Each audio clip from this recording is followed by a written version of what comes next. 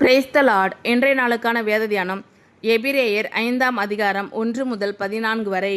அன்றியும் மனுஷரில் தெரிந்து கொள்ளப்பட்ட எந்த பிரதான ஆசாரியனும் பாவங்களுக்காக காணிக்கைகளையும் பலிகளையும் செலுத்தும்படி மனுஷருக்காக தேவ காரியங்களை பற்றி நியமிக்கப்படுகிறான். தானும் பலவீனம் உள்ளவன் ஆனபடியினாலே அறியாதவர்களுக்கும் நெறி தப்பி போனவர்களுக்கும் இரங்கத்தக்கவனாயிருக்கிறான். அதிநிமித்தம் அவன் ஜனங்களுடைய பாவங்களுக்காக பலியிட வேண்டியது போல தன்னுடைய பாவங்களுக்காகவும் பலியிட வேண்டியதாக இருக்கிறது. மேலும் ஆரோனை போல தேவனால் அழைக்கப்பட்டால் ஒழிய ஒருவனும் இந்த கனமான ஊழியத்துக்கு தானாய் ஏற்படுகிறதில்லை. அந்தபடியே கிறிஸ்துவும் பிரதான ஆசாரியர் ஆகிறதற்கு தம்மை தாமே உயர்த்தவில்லை.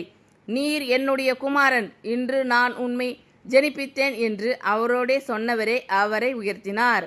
அப்படியே வேறொரு இடத்திலும் நீர் மெல்கிசேதேக்கின் முறைமையின்படி என்றென்றைக்கும் ஆசாரியராய் இருக்கிறீர் என்று சொல்லியிருக்கிறார்.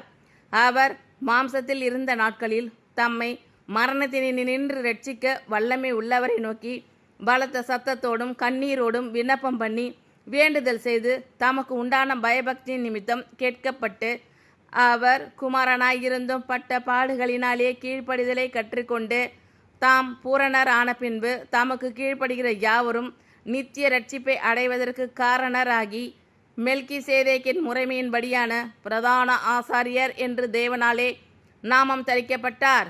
இந்த மெல்கிசேதேக்கை பற்றி நாம் விஸ்தாரமாய் பேசலாம். நீங்கள் கேள்வியில் மந்தமுள்ளவர்கள் ஆனபடியால் அதை விளங்க பண்ணுகிறது அரிதாயிருக்கும். காலத்தை பார்த்தால் போதகராய் இருக்க வேண்டிய உங்களுக்கு தேவனுடைய வாக்கியங்களின் மூல உபதேசங்களை மறுபடியும் உபதேசிக்க வேண்டியதாக இருக்கிறது. நீங்கள் பலமான ஆகாரத்தை அல்ல பாலை உண்ணத்தக்கவர்கள் ஆனீர்கள். பால் உண்ணுகிறவன் குழந்தையாய் இருக்கிறபடினாலே நீதியின் வசனத்தில் பழக்கமில்லாதவனாய் இருக்கிறான்.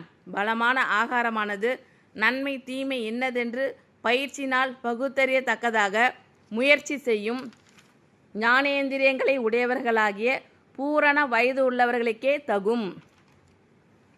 அன்றியும் மனுஷரில் தெரிந்து கொள்ளப்பட்ட எந்த பிரதான ஆசாரியனும் பாவங்களுக்காக காணிக்கைகளையும் பலிகளையும் செலுத்தும்படி மனுஷருக்காக தேவ காரியங்களை பற்றி நியமிக்கப்படுகிறான். தானும் பலவீனம் உள்ளவன் ஆனபடினாலே அறியாதவர்களுக்கும் நெறி தப்பி போனவர்களுக்கும் இரங்கத்தக்கவனாய் இருக்கிறான். அதிநிமித்தம் அவன் ஜனங்களுடைய பாவங்களுக்காக பலியிட வேண்டியது போல தன்னுடைய பாவங்களுக்காகவும் பலியிட வேண்டியதாக இருக்கிறது. மேலும் ஆரோனை போல தேவனால் அழைக்கப்பட்டால் ஒழிய ஒருவனும் இந்த கனமான ஊழியத்துக்கு தானாய் ஏற்படுகிறதில்லை. அந்தபடியே கிறிஸ்துவும் பிரதான ஆசாரியர் ஆகிறதற்கு தம்மை தாமே உயர்த்தவில்லை. நீர் என்னுடைய குமாரன், இன்று நான் உம்மை ஜெனிப்பித்தேன் என்று அவரோடே சொன்னவரே அவரை உயர்த்தினார். அப்படியே வேறொரு இடத்திலும் நீர் மெல்கிசேதேக்கின் முறைமையின்படி என்றென்றைக்கும் ஆசாரியராய் இருக்கிறீர் என்று சொல்லியிருக்கிறார். அவர் மாம்சத்தில் இருந்த நாட்களில் தம்மை மரணத்தினின்று ரட்சிக்க வல்லமை உள்ளவரை நோக்கி பலத்த சத்தத்தோடும் கண்ணீரோடும் விண்ணப்பம் பண்ணி வேண்டுதல் செய்து தமக்கு உண்டான பயபக்தியின் நிமித்தம் கேட்கப்பட்டு அவர் குமாரனாய் இருந்தும் பட்ட பாடுகளினாலே கீழ்ப்படிதலை கற்றுக்கொண்டு தாம் பூரணர் ஆன பின்பு தமக்கு கீழ்ப்படுகிற யாவருக்கும் நித்திய ரட்சிப்பை அடைவதற்கு காரணராகி மெல்கிசேதேக்கின் முறைமையின்படியான பிரதான ஆசாரியர் என்று தேவனாலே நாமம் தரிக்கப்பட்டார்.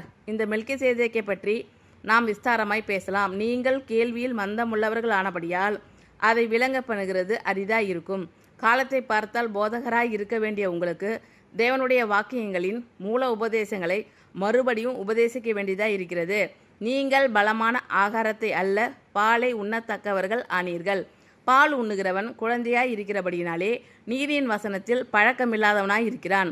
பலமான ஆகாரமானது நன்மை தீமை இன்னதென்று பயிற்சினால் பகுத்தறியத்தக்கதாக முயற்சி செய்யும் ஞானேந்திரங்களை உடையவர்களாகிய பூரண வயதுள்ளவர்களுக்கே தகும். அன்றியும் மனுஷரில் தெரிந்து கொள்ளப்பட்ட எந்த பிரதான ஆசாரியனும் பாவங்களுக்காக காணிக்கைகளையும் பலிகளையும் செலுத்தும்படி மனுஷருக்காக தேவ காரியங்களை பற்றி நியமிக்கப்படுகிறான்.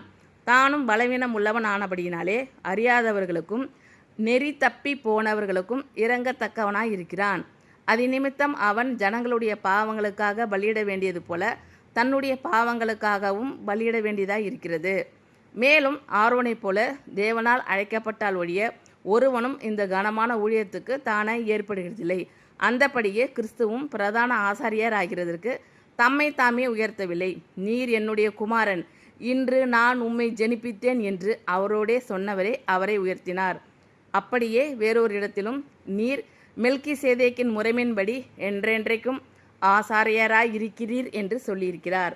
அவர் மாம்சத்தில் இருந்த நாட்களில் தம்மை மரணத்தினின்று ரட்சிக்க வல்லமை உள்ளவரை நோக்கி பலத்த சத்தத்தோடும் கண்ணீரோடும் விண்ணப்பம் பண்ணி வேண்டுதல் செய்து தமக்கு உண்டான பயபக்தியின் நிமித்தம் கேட்கப்பட்டு அவர் குமாரனாய் இருந்தும் பட்ட பாடுகளினாலே கீழ்ப்படிதலை கற்றுக்கொண்டு தாம் பூரணர் ஆன பின்பு தமக்கு கீழ்ப்படுகிற யாவரும் நித்திய ரட்சிப்பை அடைவதற்கு காரணராகி மெல்கிசேதேக்கின் முறைமையின்படியான பிரதான ஆசாரியர் என்று தேவனாலே நாமம் தரிக்கப்பட்டார்.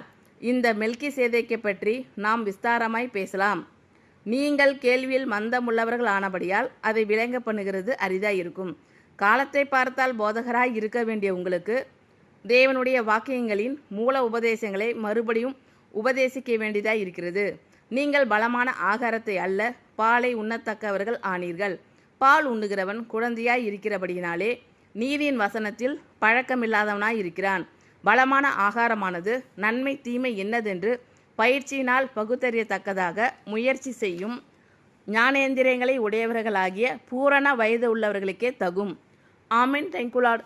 கர்த்தர் உங்கள் அனைவரையும் ஆசீர்வதிப்பாராக. God bless you all.